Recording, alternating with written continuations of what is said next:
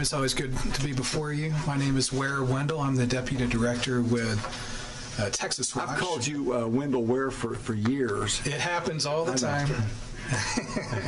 Ware is actually my mother's maiden name, so I have two last names. Texas Watch is a nonpartisan, nonprofit citizen advocacy organization. We work on matters of public safety and financial security. And we deeply respect what Representative Thompson's trying to do with this bill, with the intent of the bill, but respectfully, we are opposed because... Well, let me get you, I don't mean to interrupt you, but if you would, state your position on the bill. Yes, we are opposed to House Bill 820, regretfully and respectfully, because as Representative Clardy said better than I will now, we think that there's a better way to address this problem. We do have a big problem in Texas in terms of the number of uninsured drivers on our roads. It's about 1 in 5. And as we heard, in the handful of states that have attempted this approach, you've only seen a slight downtick in the number of uninsured drivers. It's actually 1.6%, and that's according to the Insurance Research Council. Back in 2012, they studied this. And we looked at the effect, if any, on the auto insurance rates in the states that have tried this approach, and we could find no rhyme or reason or pattern. Some of the states had really high rates, some of them had really low rates. This was not a determining factor at all. We favor different approaches for attacking the uninsured motorist problem. I want to be careful how I talk about this so that I don't cloud this particular bill, but there are different ways that we can do this. We can impound vehicles. You are going to have bills before you as a body later on this session on that. You can also make sure that drivers have meaningful coverage, and we get rid of these junk auto policies, named driver policies, and Representative Thompson is doing great work on that. But again, we don't favor this particular approach. The reason why, and I know that this is an unintended consequence, but it would really hurt families. So let's think about a mom, a stay-at-home mother in a minivan who's T-boned by an 18-wheeler, and she accidentally let her insurance lapse a month ago. She's hit, she's now paralyzed, she's convalescing at home for the rest of her life, racked by pain, day in, day out. She does not have economic damages. She doesn't have wages that she's looking at. But her pain is the value of her claim. And so she can't bring that directly. Even if she was killed, her children wouldn't be able to bring it, because when you go and you're presenting your case, basically, you're looking at what is the potential recovery here.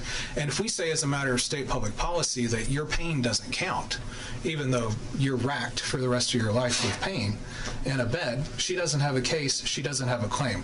What does that mean in practice? That means that the costs are borne by that particular family. And beyond that, they're borne by all of us as taxpayers ultimately. And so, again, we feel that there are better ways to approach this. We're weighing sins here. On the one hand, she was late on her insurance for a month.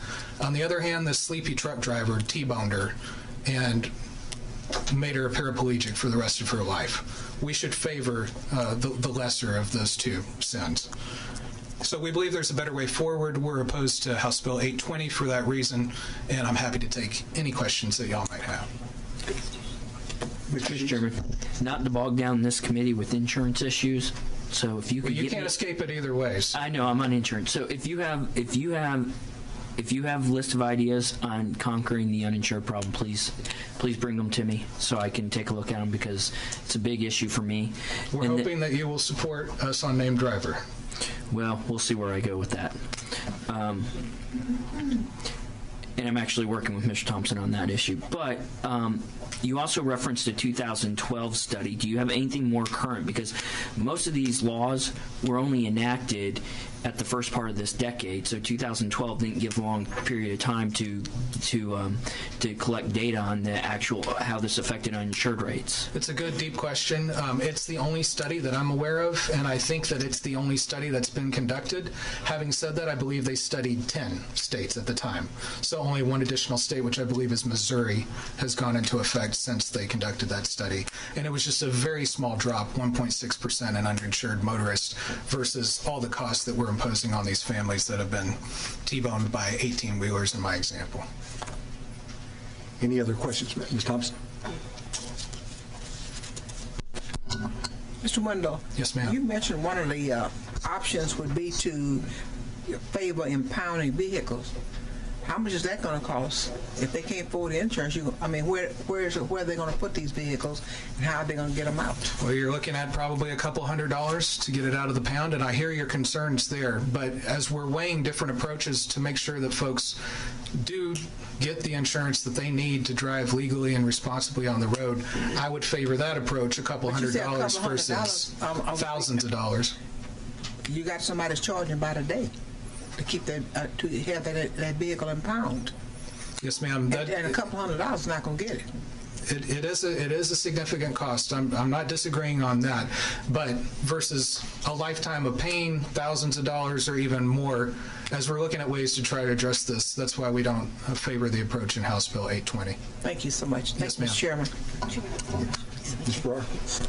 Yes, so I'm looking at this and I'm thinking somebody is hit with it, that their insurance lapsed or didn't have insurance. In any case, the person that hit them, perhaps they were texting, that would be covered under this bill, right? Yes, that's outside of this bill, right? That's a negligence case, basically. Right, it's not willful or gross neglect. They're not committing a felony. They're not intoxicated. Right. So that's the kind of thing that could happen. Okay, so somebody's driving down the street, they get T-boned by someone who's texting, for instance.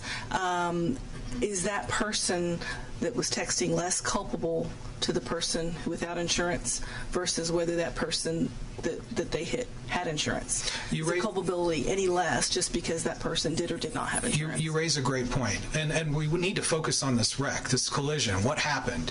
You had one person who was not responsible, who was not safe on the road. They were texting, or in my example, the truck driver's sleepy because they've been trying to make up for lost time, making their stops. And so, no, in a moral sense, in a legal sense, they're not less culpable. They caused the wreck.